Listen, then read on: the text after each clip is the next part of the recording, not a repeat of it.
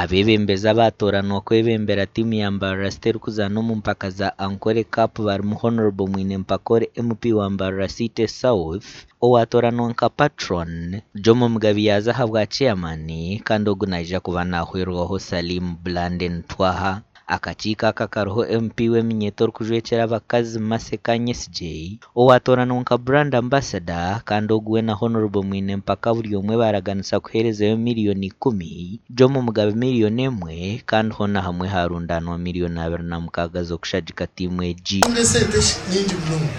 kamuyebare kamurutahigwa ko gambe izina rutahigwa muri Mbarara muno mukikumeza mwebare munonga ikiriza kureberera timu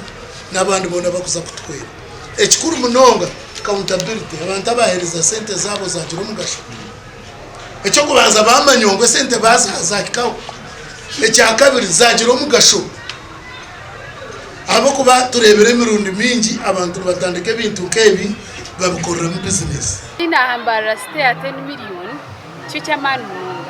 Echamani munonga ikuko nanagambira nyine shonge sikunde to mupiro connectinga neminyeto ngwenu tukaganira kamanye biziba kushanga so ninyenda ku interactinga n'abanyabushenyi nyenda ku interactinga n'abanyibanda nyenda ku interactinga n'abanyamutoma nyenda ku interactinga n'abanyisingiro so niza kubando buri meeting yona niza kubangira buri mupira bwana niza kubanguma abo ko kindi kwenda kiri beyond just akapira. Abanda batoranwa hakakiiko harimo Edson Mushabo watoranwa nko mubiki kandi Edwin Ramo wa TV West hamwe na Kalanzo Rashid Manucho batorana kuru y'amahurre kandi hina twagamba nabo ahantekateka y'empaka za Ankole. Mbarara kugira ngo tekumanya mpira kureke beine puwa mobilization kwenda ashete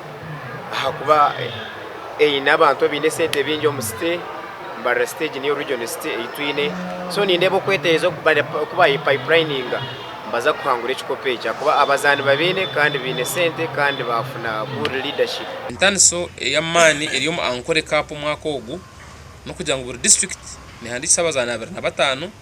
konka abazani 20